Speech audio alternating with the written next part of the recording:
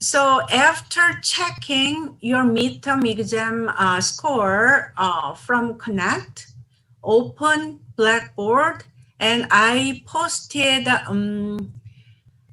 the quiz, midterm quiz average. So like I'm admitting student like waiting rooms, so it will take a few minutes.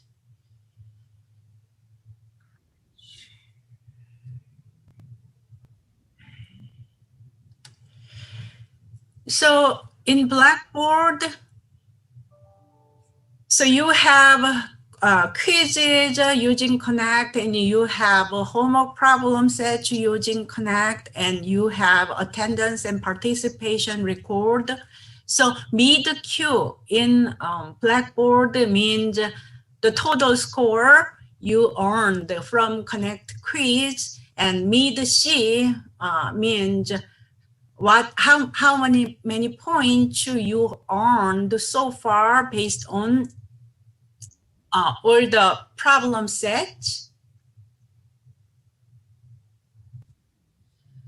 And I also posted the attendance score, and midterm composite score is based on the formula in the syllabus. So let me share the screen of the syllabus. Here is the syllabus, just to remind you.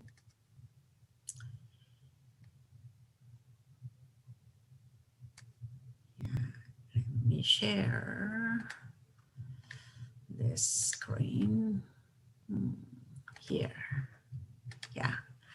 So as you can see from the syllabus, your grade is based on a composite score.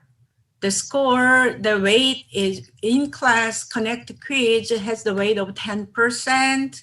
Homework problem sets have 15% weight, and midterm exam has 25% weight, and attendance and participation has 10% weight.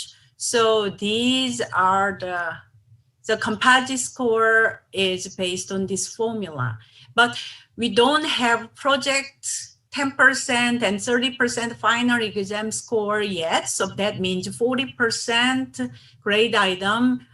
We don't have data yet. So that means after I calculate this, the rest of the items, I divide it by 0.6 to make the composite score, midterm score, based on 100%, because we have so far 60%, so I divide it by 60%.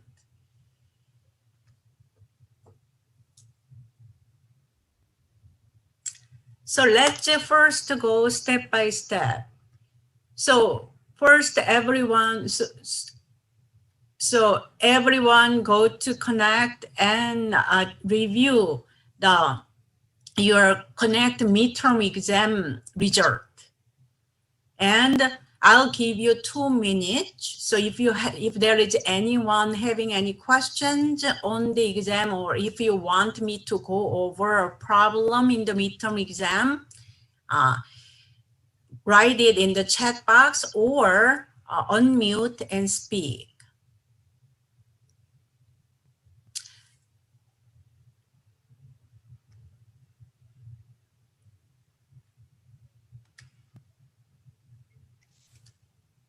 Hi, Professor. Can I ask you a question, please?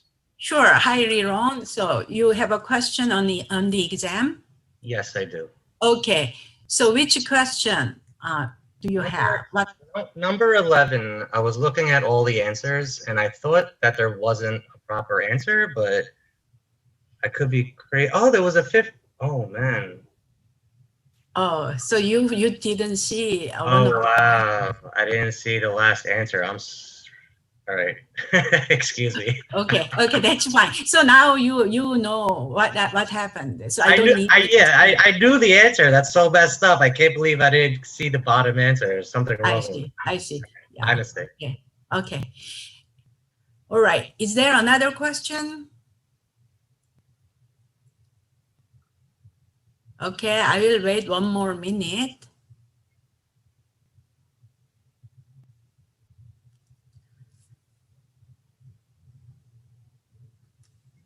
So those who don't have any questions, go to Blackboard and find your grades, like your midterm composite score. I will soon show the distribution of the midterm composite score, and I will explain how I curve using the midterm composite score.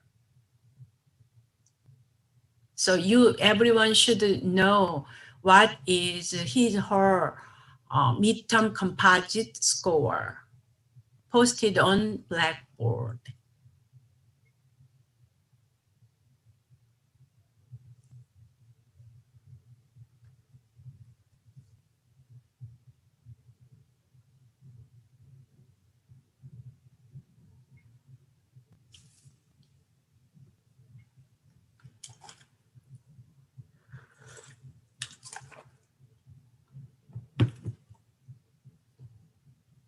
All right. It looks like you don't have questions. So Connect explains the result well. So I think you can use Connect. It looks like a Connect explanation is good enough for you to find what happened to the solutions of the midterm exam. So let's move on. So here is the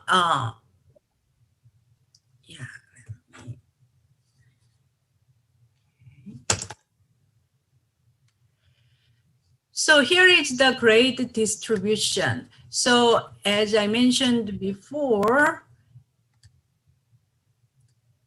you should go to Blackboard and you need to find your composite your midterm quiz. So I did the I downloaded the Connect result and I added all the quiz scores you earned and calculated the percentage.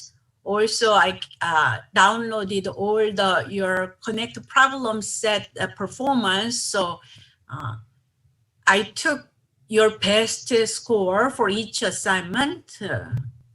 So added all, so that's your mid-C. So as of the midterm exam, how many points you earned.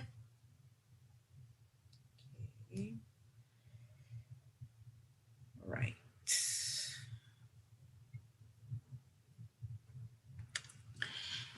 And this is the, so far 591 points were given out for the problem set, and mid-C means the percentage you earned there, and midterm exam percentage you can see in the Connect website, and midterm attendance and participation is based on your attendance and participation record.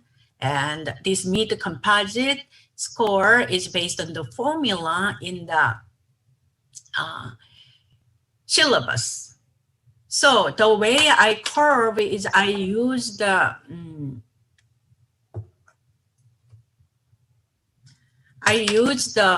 formula in the syllabus and calculate the midterm composite score, and the syllabus shows the grade cutoff. So the way I curve is I lower the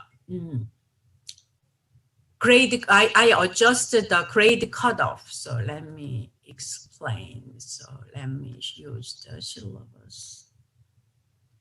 So using this formula, and under the formula, here is a grade cutoff.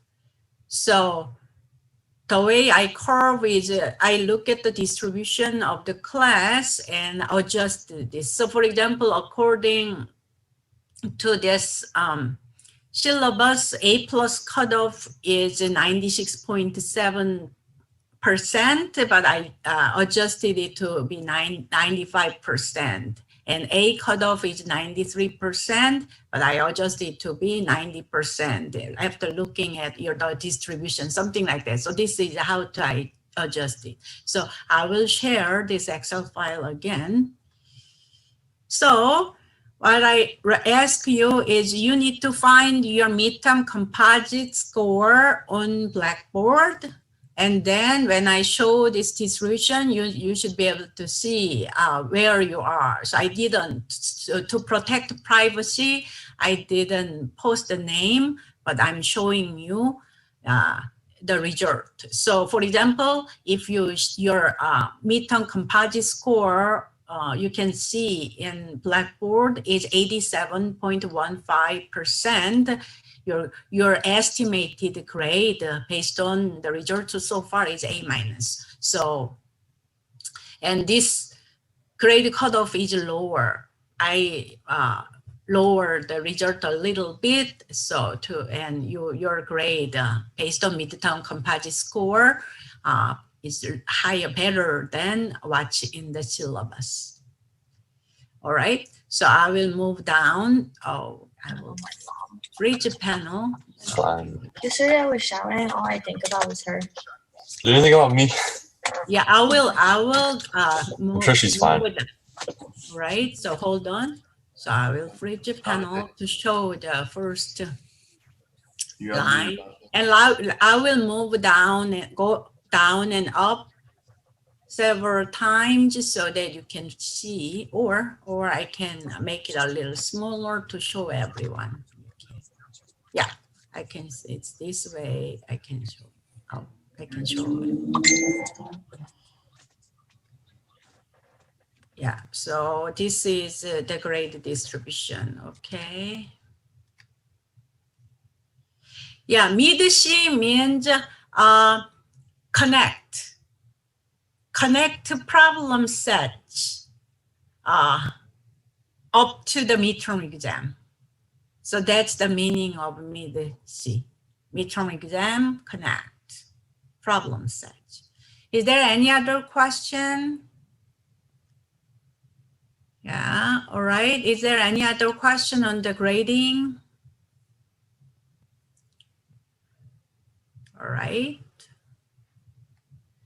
So, so far after the grading the exam, I think most students are doing okay. So overall, this class is meeting my expectation. So, but I have some concerns for several students. But if you belong to that group, I recommend you come to my office hour or contact by email to schedule an appointment. But overall, I think this class is going well in terms of student performance and your progress toward learning how to make financial management decisions. All right. If you don't have any questions, let me stop sharing this data, midterm exam data, and let's move on to chapter 8. All right.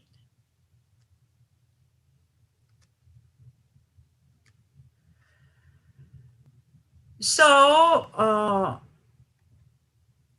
in chapter 8, you learn about stock valuation, and the structure and basic tools are similar to the previous chapter. You remember in the previous chapter, chapter 7, you learned bond valuation. So how did the previous chapter go? So do you remember? So in chapter 7, bond valuation, you first learned how to do the calculations. So using the bond-related data, and you learned how to do the calculations, like calculating the bond price or the yield. So that kind of calculations, that was the first part. And then what you did, so you learned about the theories related to bond valuation. And chapter 8, stock valuation, proceeds similarly. So first you learn many calculations related to stock valuation. and then you learn theories related to stocks. So that's how we will proceed. And by the way, why do you learn this? So before we move to the details, I'll ask you to think about why are you learning bond valuation and stock valuation in this class? Because before you learn the details, you need to think about how does this chapter fit in that big picture of learning to make how to make good financial management decisions. So what's the goal of making a financial management decisions? So so you're learning in this class, you're learning how managers of corporations make decisions related to finance. And the goal, as you learned in chapter 1, is increasing the value of the corporation. So that's the ultimate goal. So managers are agents of the principal. Principal means the owners of a corporation. Who are the owners of a corporation? So corporations owners are stockholders. So corporate managers are agents of the principal owners. So agents should work for the principal stockholders. So the most important goal for financial managers, financial management, is to improve the value, increase the value of a corporation. So definitely how to do the stock valuation. The value of the stock is the value of the wealth of the shareholder, the value. So increasing stock value, it's an important topic. That's why it's an important topic in this class. Oh, this reminds me. When I was grading your final midterm exam, there was a question about growth. How do corporations increase the growth rate? So many students did well, but I saw some students, their answers are focused mainly on revenue growth. But you should know the difference between the revenue growth versus the value of the company's growth. So down the road in this chapter, it will become more clear that how to do stock valuation. But overall, before we learn the details, revenue growth does not necessarily mean the stock becomes more valuable, the company becomes more valuable. So based on what you have learned so far, the value of a financial asset like stock is the present value of the cash flows generated by the financial asset, in this case, stock. So in chapter 2, you learned how to calculate cash flow from assets. So that's the key. So how much cash this business is expected to generate in the future. So the discounted value, because the cash flows are future valued, so the present value, to find the present value, you need to discount it. So gross corporate when managers think about financial management decisions, the goal should be increasing the value of the corporation, and then the value is being driven by the cash flows.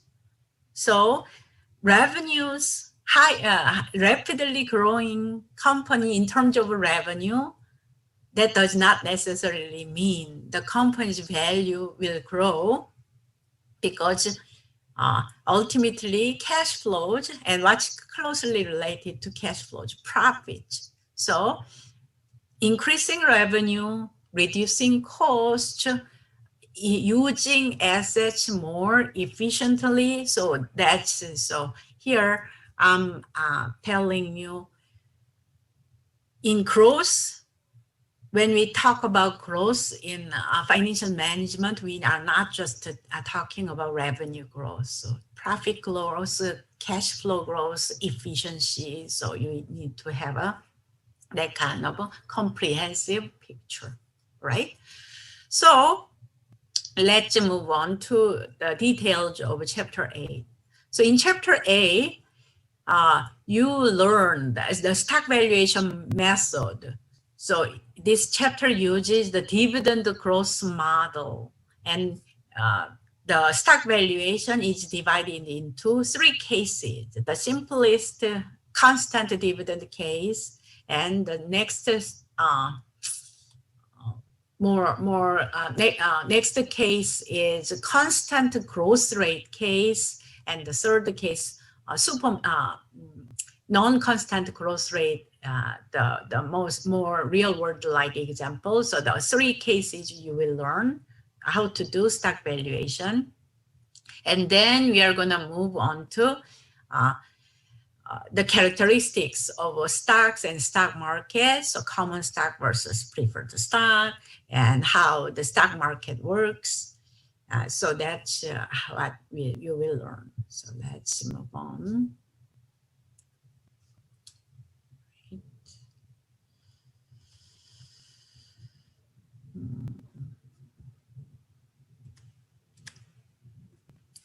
Okay.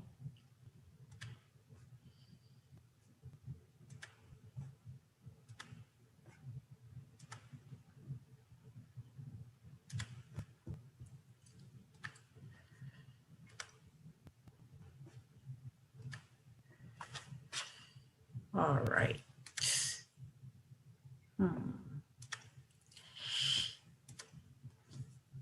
So this chapter, when you learn stock valuation in this chapter,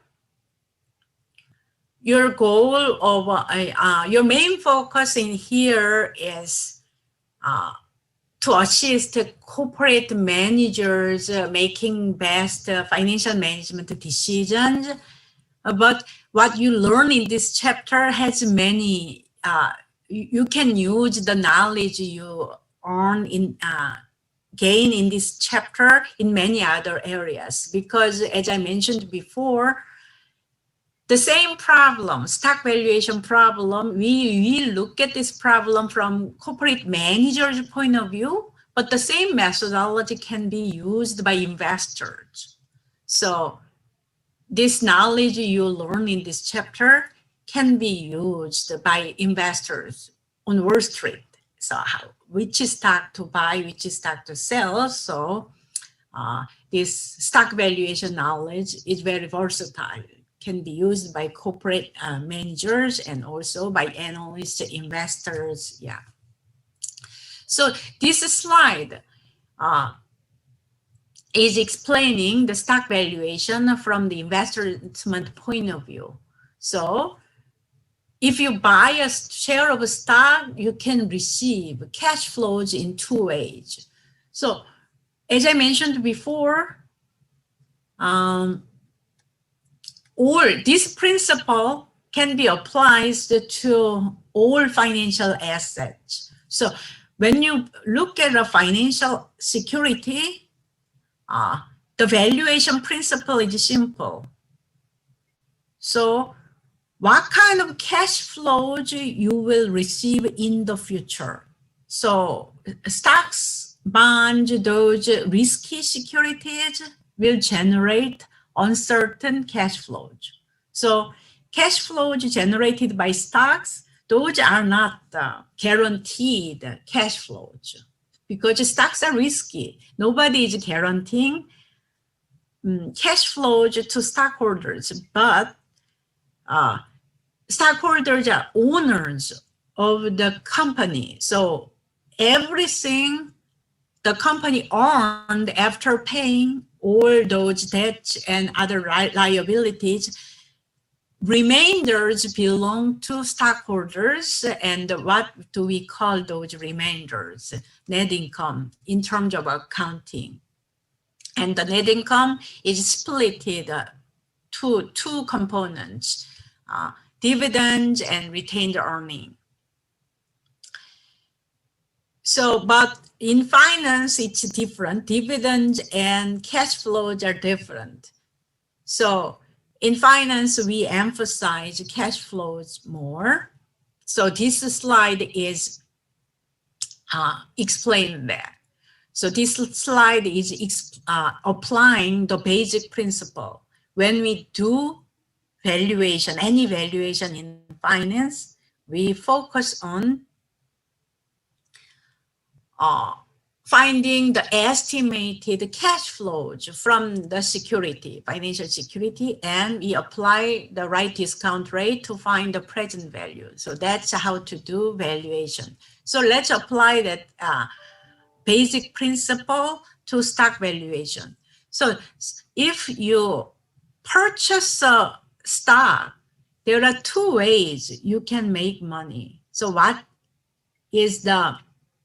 are the two ways you can make money?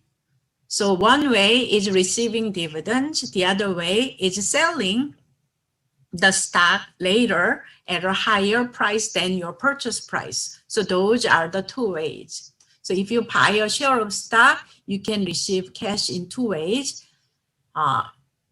Receiving dividends paid by the company, or you sell your shares either to another investor in the market or back to the company when the company repurchased the shares.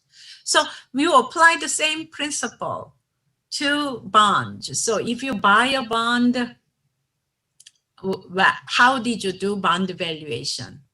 So you apply the principle. So when you purchase a bond, you will receive coupons and principal back. So those are the expected cash flows, and you discount, and that's how you found the bond value.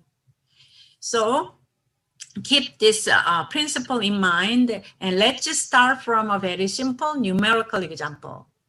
So suppose you are thinking of buying company M stock, and if this company is expected to pay a $2 dividend in 1 year, and if you expect the stock price will be $14 1 year from today, and if you think the required return on the stock is 20% based on considering the riskiness of this investment, based on this information, based on this estimated data, what's the right price for this stock? And then you apply, based on this given information, you apply the principle, valuation principle, which is the value of a financial security is the present value of expected future cash flows. So the expected future cash flows are $2 dividend 1 year from today, and $14 sale price.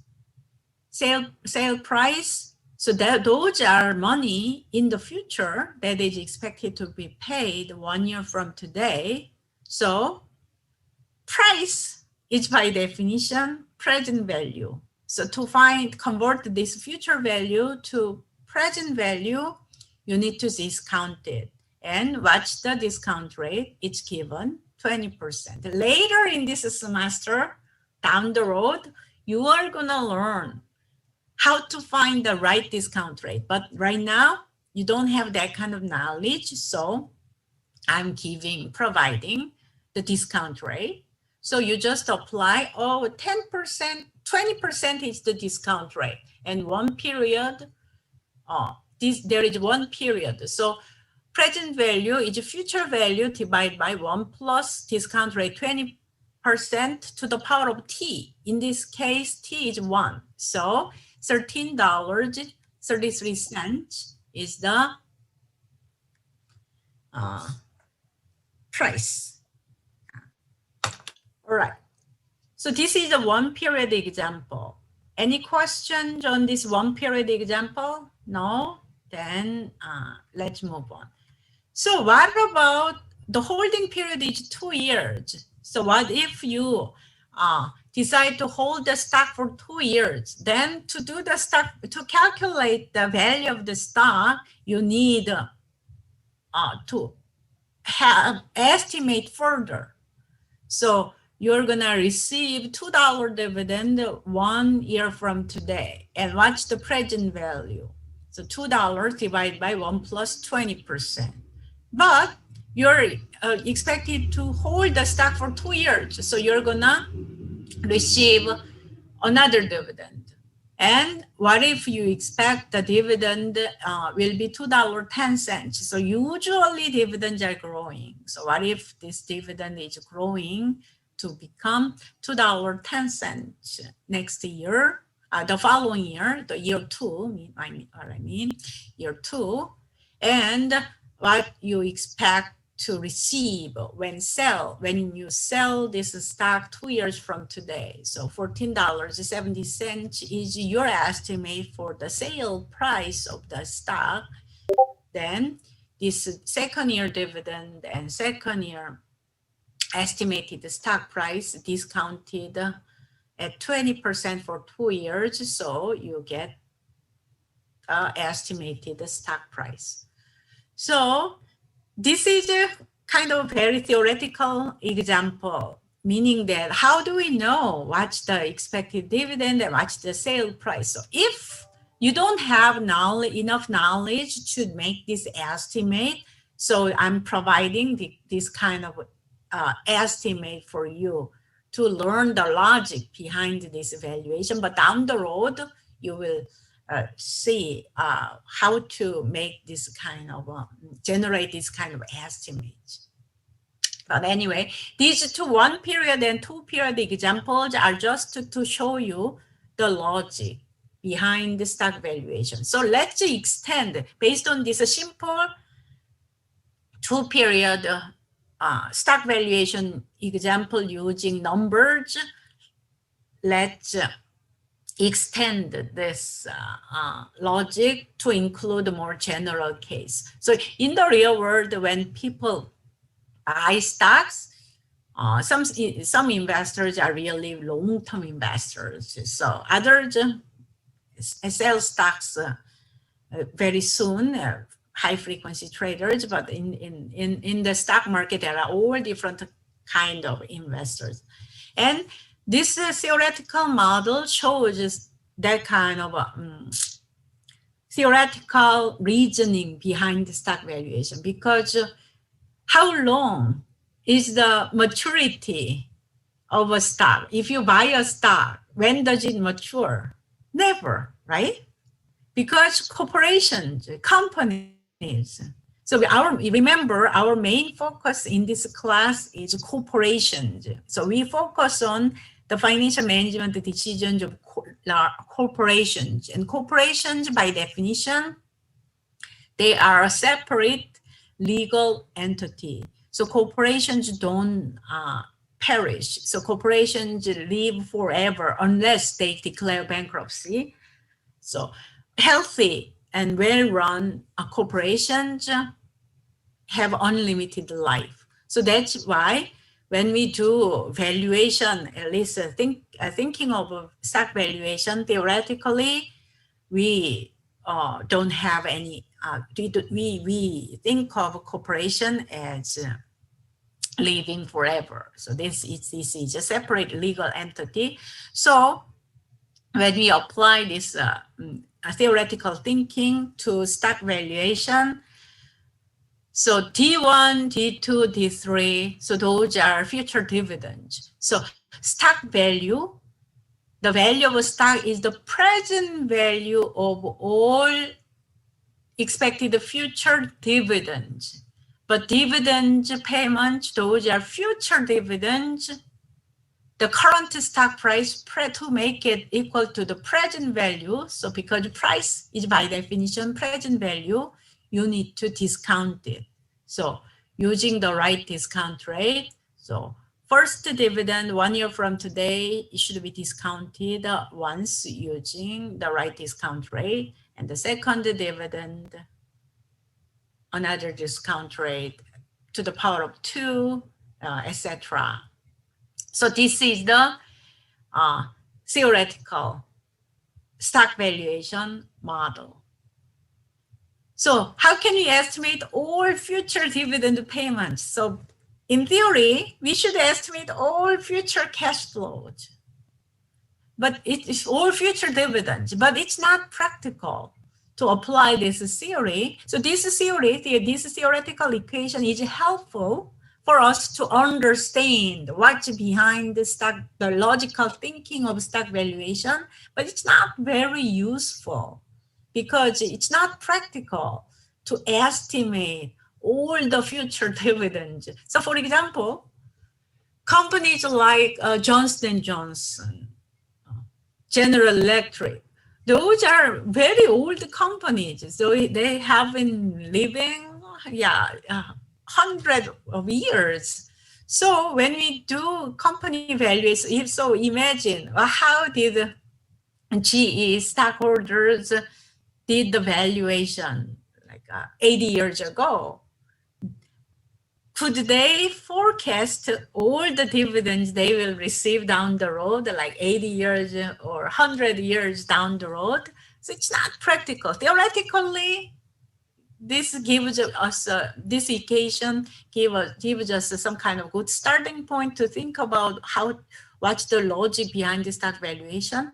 But practically, this approach is not very useful. So that's why in the next slide, I'm presenting more practical way of thinking. So we divide this, your textbook applies this theoretical model and develops 3 cases to make this theoretical thinking applicable to the real world situation.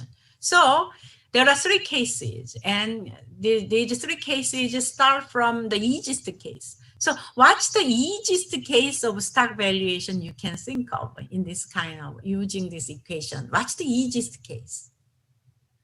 All stocks, all dividends, future dividends, the same. So if we are looking at a company that pays dividends, same amount every year, no change. So if you are looking at a stock that pays the constant dividend, the same dividend, equal interval forever.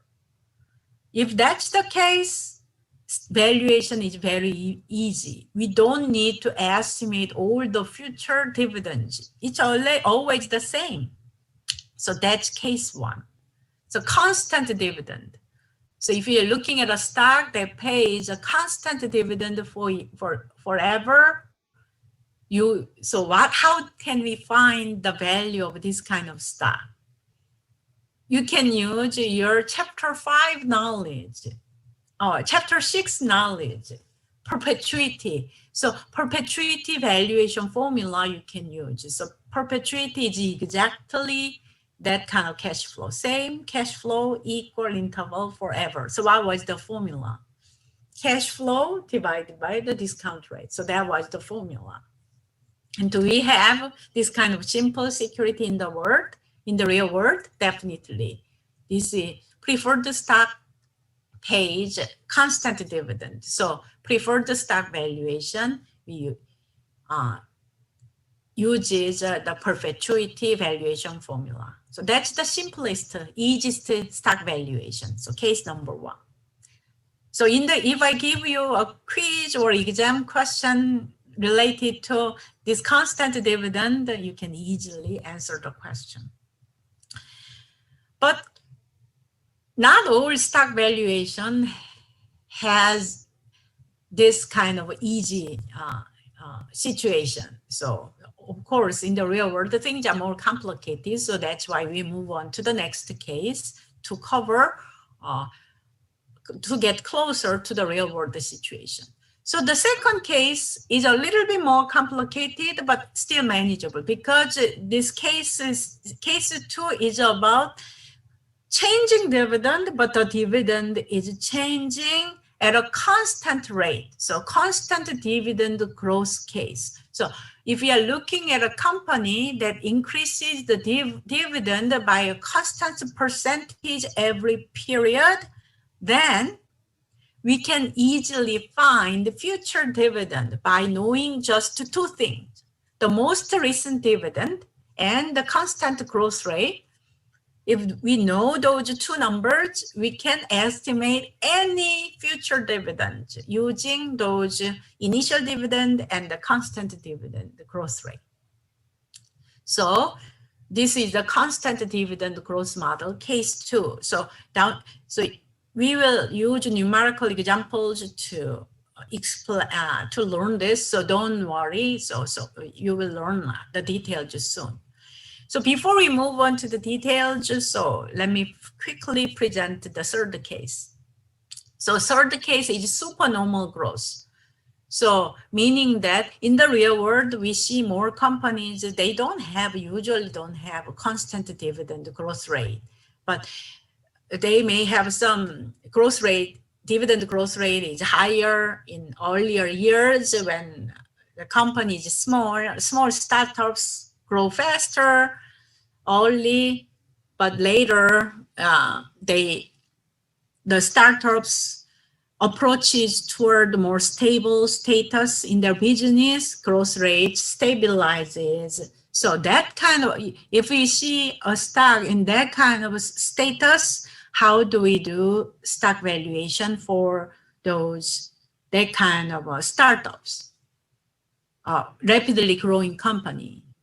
For example, we can use supernormal growth. So dividend growth rate is not consistent initially, but settles down to constant growth rate eventually. So in that case, we need to apply different methodologies to do the valuation. So those are the three cases. So let's go step by step. So first case, preferred stock, zero growth. So we just simply use perpetuity valuation equation. So constant cash flow, in this case, preferred stock dividend divided by the discount rate, in this case, required return on the stock. So suppose company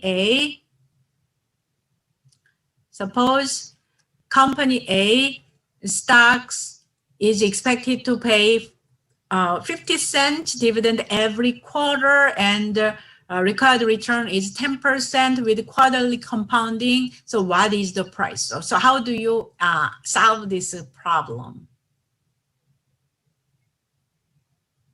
So this is a preferred stock. So we use D divided by R, that equation. But one thing you should remember clearly, this dividend and required return should be consistent. So here, dividend is being paid every quarter, and that's the in the real world, most companies pay quarterly dividends, not annual. So this case situation is more closer to the real world. So 50 cents dividend. So that's the payment interval. So that's why required return should also be quarterly, not annual. But remember, quoted rates are annual. So 10% quoted rate is annual. But in this example, payment is quarterly. So you need to divide 10% annual rate by 4. So 2.5% is the discount rate.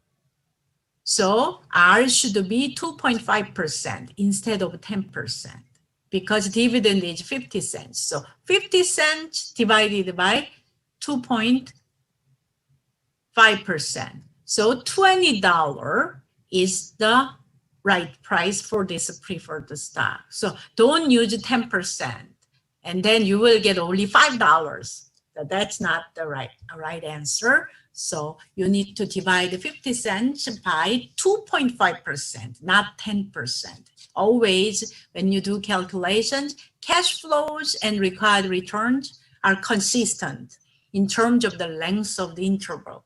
This is similar to semi-annual bond valuation. So when you apply the bond valuation concepts to semi-annual coupon paying bonds, you use 6 months discount rate, not the 1 year discount rate. So the same logic should be applied to stock valuation. If dividends are quarterly, if you are using quarterly dividends for valuation, you should use quarterly discount rate. So any questions so far? No? All right. And then let's move on.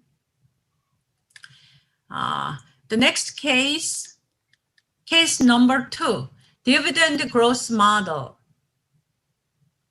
So in this example, dividend is growing at a constant rate G. So always, when you approach the valuation problem, always think of that kind of theoretical equation. P0, any financial security's present value should be cash flow 1, cash flow 2, or the future cash flow discounted. So you apply the same logic.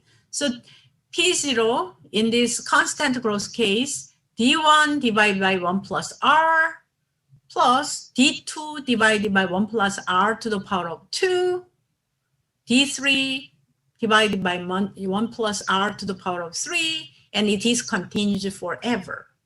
But in this constant dividend growth rate case, so dividend is growing at 5%, for example. What does that mean?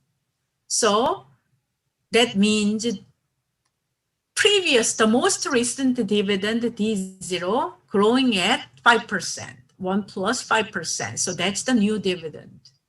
So to find the next dividend, if the dividend growth rate is constant at G, you multiply the previous dividend by 1 plus growth rate G and do the same. So the first dividend is D0 multiplied by 1 plus G, and the second dividend is D0 multiplied by 1 plus G to the power of 2, because dividend is growing for two periods.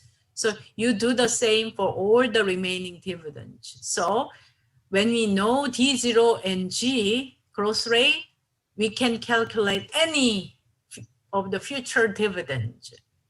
So this is a geometric progression. So mathematicians hundreds of years ago already figured out how to simplify this equation. So this equation is equivalent to P0 multiplied by 1 plus G divided by R minus G. So how do we know these two equations are equivalent? I can use mathematics. It's not too difficult. Deriving how to convert this to this, it's not too difficult, but this is not a math class, so we don't have time to go all the details behind this mathematical conversion. So my recommendation is you don't have to know how to derive this. You can just know these two are equivalent and just use it. And this formula, P0 equal D1 divided by R minus G, if G is constant and if R is greater than G. You can just learn this fact, mathematical fact, and use it. And this formula, I would strongly recommend that you remember this formula, because it will appear so many times, especially finance and accounting students. This formula will come back many times, not just in this class, all finance classes, this formula follow you always. And this is not too complicated to remember. So P0 is D1 divided by R minus G if G is constant and R is greater than G. So this is a constant dividend growth model.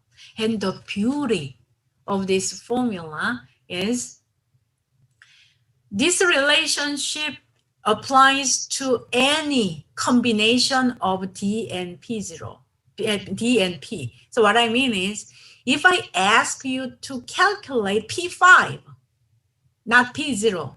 So P5 means expected stock price 5 years from today. And if the growth rate is constant, what you need to do?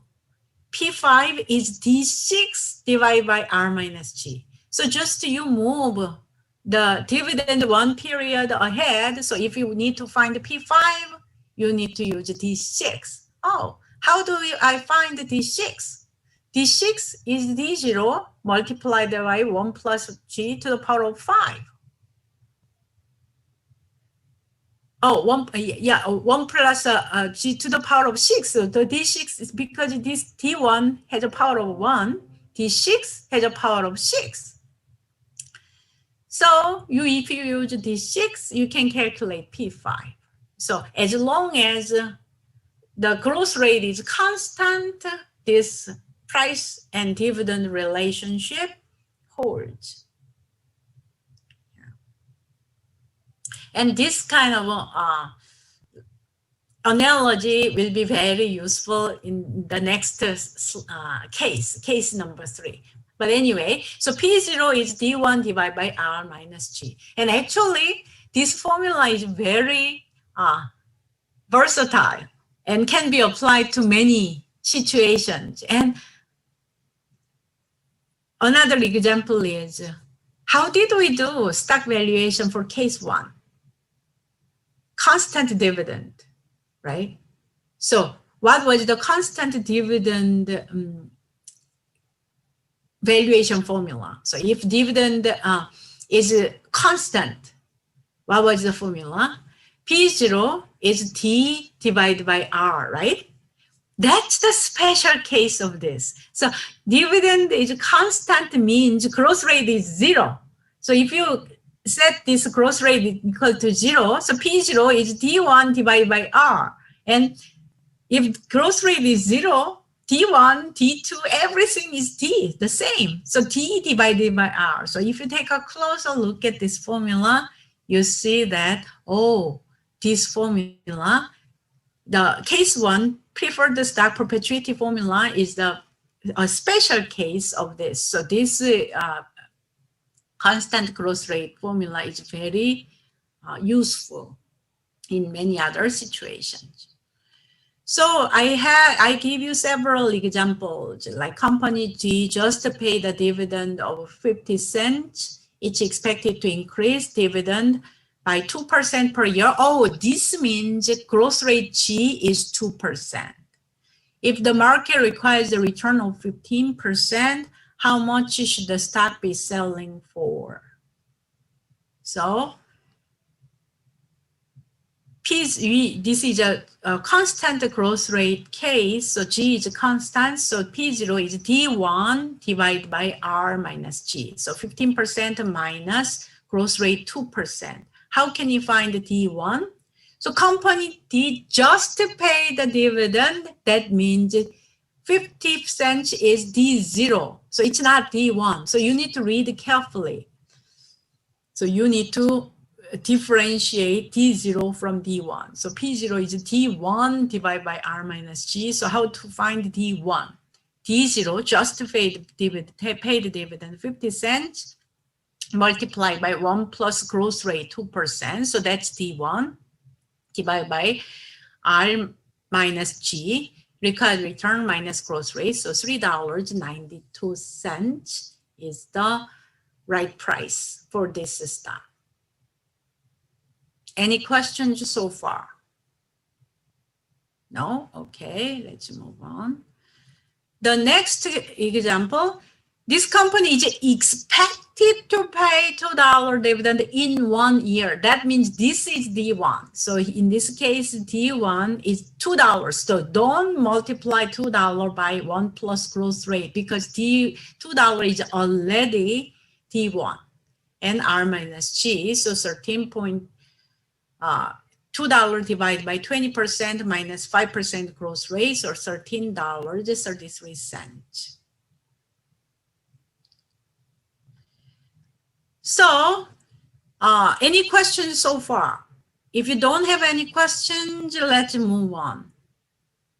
So stock price is sensitivity to dividend growth. So for the same dividend and required return. So if D1 is $2, so meaning this stock is expected to pay $2 dividend and required return is 20%. And what happened to the stock price? So using this input, so for example, let's just start from the simplistic example case. So this is a company is expected to pay $2 1 year from today, and the required return is 20%. So if this company, this stock's dividend growth rate is 0, constant growth case, what should be the stock price? So D1 is $2 and required return is 20%. If the growth rate is 0, what should be the stock price? So do the calculation and type it in the chat box. So while you are doing this, I will take attendance using the screenshot.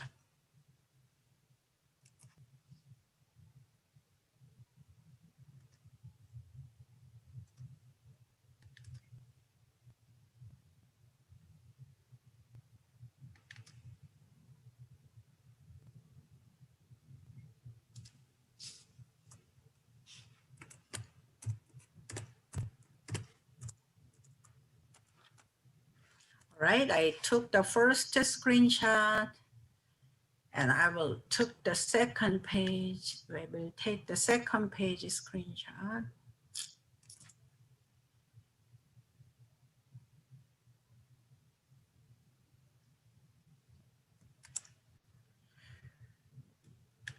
All right, I took all screenshots.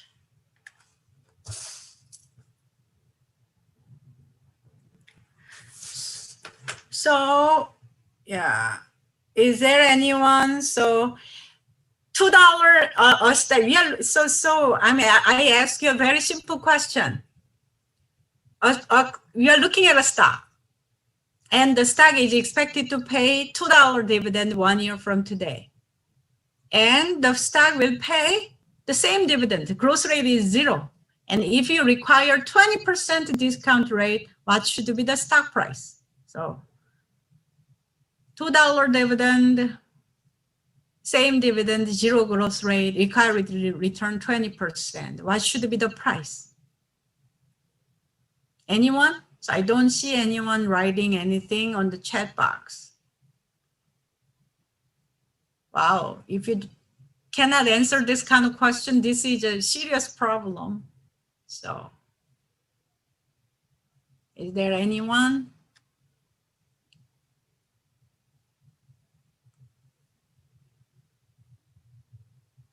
All right, so this is the stock price should be $10. So why? Let me open a whiteboard. So $2 dividend, same dividend every period, and 20% is the required return. So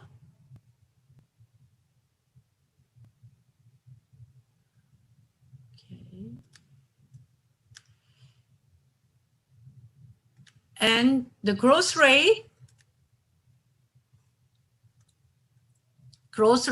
is 0.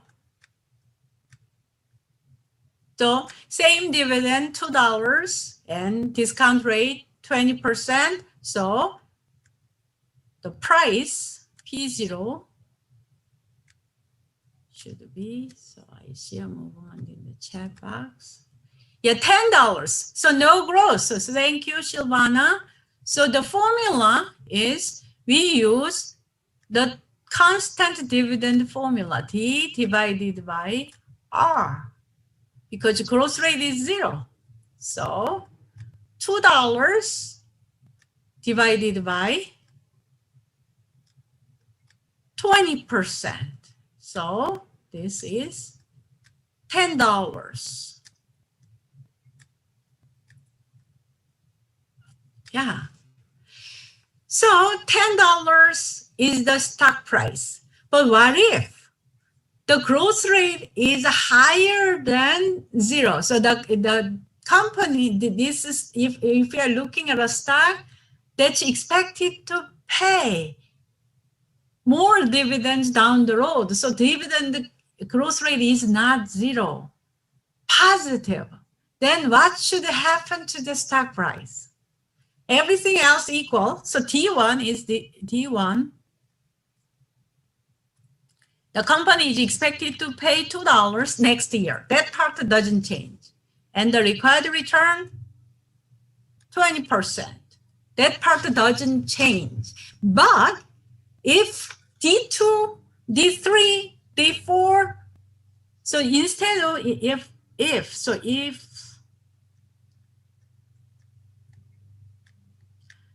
growth rate, dividend growth rate is 0, yeah, let me raise this here. Stock price is $10, but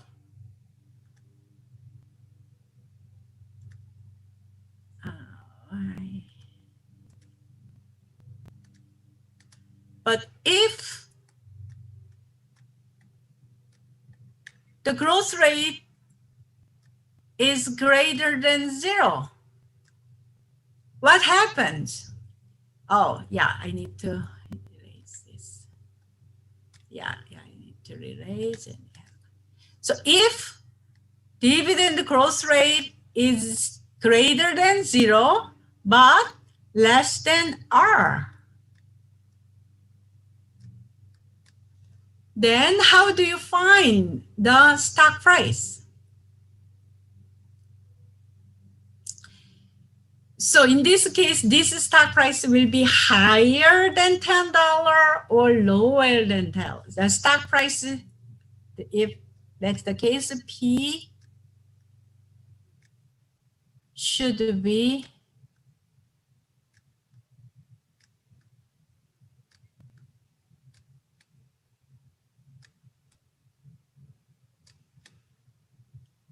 greater than $10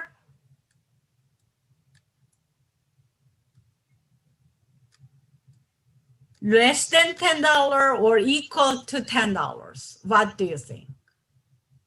So or less the same, but growth rate is greater than 0, but less than R, required return. So P0 should be greater, less than, or equal to. What do you think? Yeah, thank you, Jackie. Greater is the correct answer. Yes. So we are looking at stock. Next year, it's expected to pay $2, but the stock is expected to pay more than $2 down the road. It will keep growing. Then that's great. So definitely people will be willing to pay more than $10. So how much more? Depends on how fast the dividend will grow. So the faster the dividend will grow, the stock price will be higher. So that's why rapidly growing company stocks like Tesla, Facebook, Amazon, those companies have a higher valuation. People are excited about rapidly growing companies. But here, remember from the first exam, we are talking about a growth rate in stock valuation. We are not just talking about revenue growth. Profitability is an important factor because here growth rate is a dividend growth rate. How to make dividend grow faster? The companies need to generate more profits to pay more dividends. Otherwise, it's not, dividend growth is not sustainable. If the company is just selling more without making more profits, 1-2 times they pay higher dividend, but stock dividends does not have an end. When we do stock valuation, we think of all the remaining dividends. So to make all the remaining dividends grow, the company should make more profits, not just revenue. So growth rate related to stock valuation is about generating more cash flows down the road and closely related to profitability, efficiency. Yeah. Good job. So let me go back to this slide. So this is the meaning of this. So as we increase for the same dividend next year, $2 and required return 20%, if the growth rate is 0, we start from $10. So as the growth rate increases further, and further, the stock price sharply increase. Yeah. So all else equal, higher growth rate means higher stock value.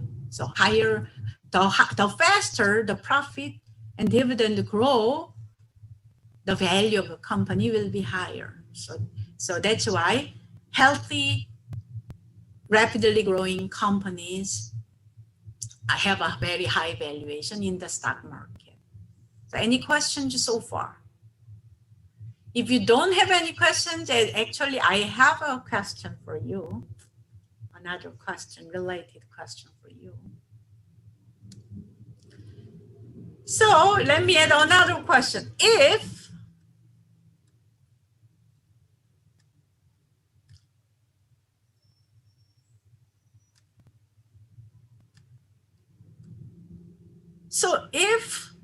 the growth rate is greater than the required return, what happens? So what should be the stock price?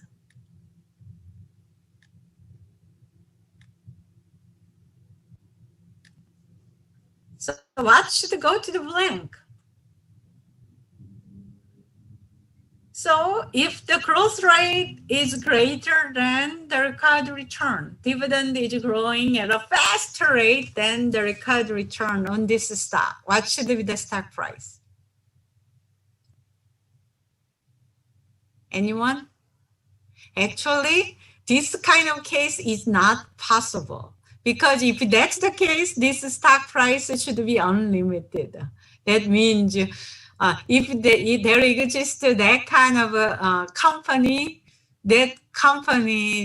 nobody can buy this company. It's unlimited, but that's not possible. So growth rate is not just one period. So we see very rapidly growing companies, but that kind of super rapid growth period cannot go forever. So this dividend growth rate G, constant growth rate continues forever. So can we think of a company that grows forever at a very fast rate forever?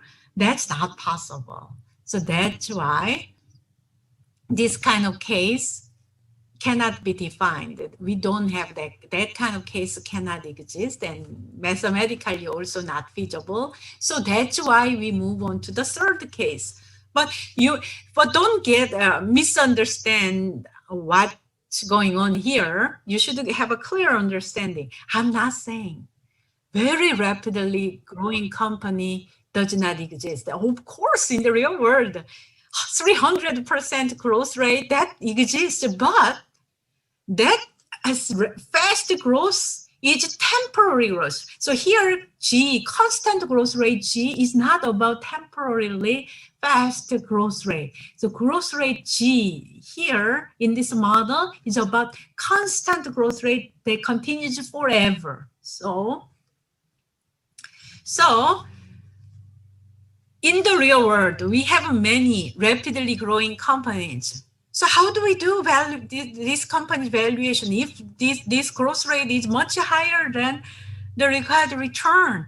we cannot use this D1 divided by R minus G formula because that rapid growth rate is not constant forever. So how do we deal with that kind of real world cases?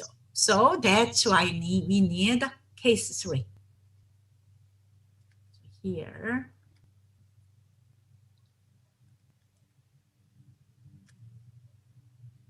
Yeah, case 3, supernormal growth. But before we move on, we have 2 more slides. So yeah, but we only have 4 minutes remaining. So let me give a quick overview of supernormal growth, and the slides 12 and 13 we will talk about it on Wednesday. So supernormal growth case is about that kind of very rapidly growing or dividend is not paid for a certain period. So in the real world, there are many different cases. So usually companies, rapidly growing startups, they don't pay dividends for a while. Why? Because they have so many good, interesting things going on, a lot of new projects they have interesting projects that does not generate much profit right now. But down the road, that technology, new business model will become more profitable down the road. So no dividends currently, but later the company will make a lot of profits. So in that case, how do we do stock valuation? So that's also a supernormal growth. So in that kind of cases, how do we do valuation? My answer is simple: divide and conquer. So when you down the road, when you see a very complicated problem to tackle, then my suggestion is look at the problem and try to divide the problems into several pieces that are manageable, and then tackle the manageable pieces and put the pieces together to find the solution. So that kind of strategy we use here. So if you are looking at a company with very rapid growth or no growth, so just unstable stage, you look at the dividends or cash flows during the period separately, and then down the road, 5 years, 10 years later, if you expect that the company will provide more stable dividend, and then you use that, do the valuation, and then combine those 2 periods to find the present value, the stock value. So here is a simple example.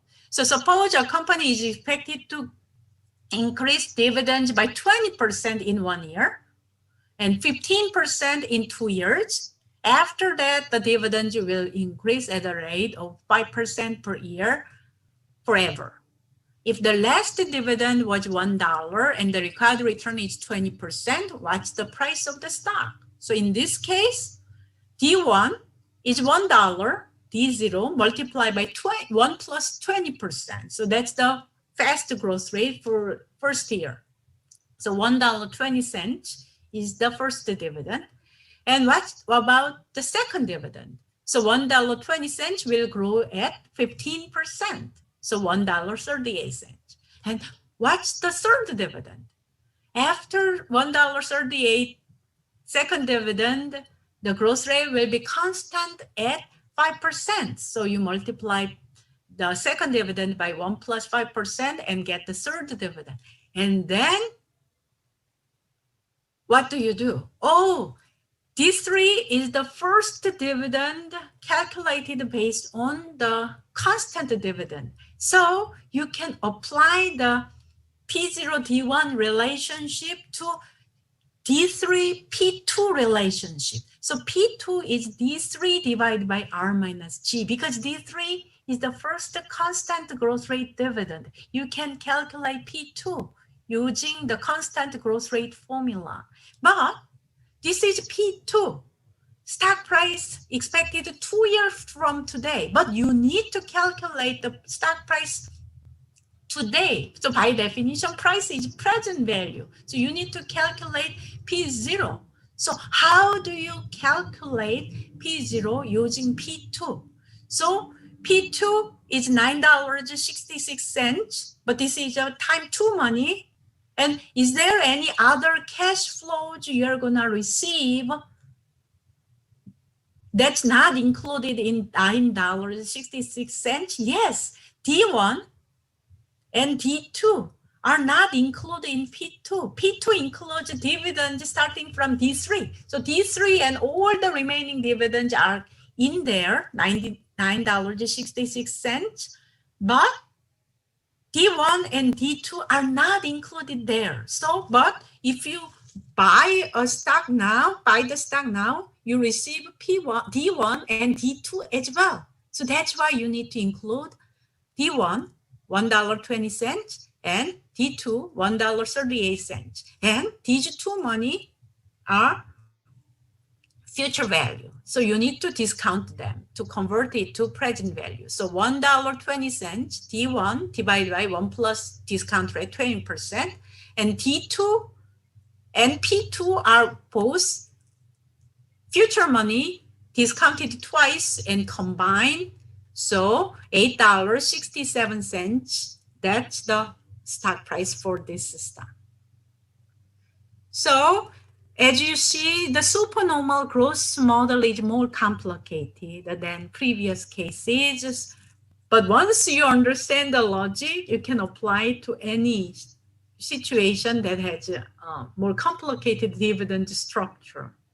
So you need to practice to be familiar with this calculation. That's why you have practice problems in Connect. So if you have any questions, stay. If you don't have any questions, I will see you on Wednesday. Bye-bye.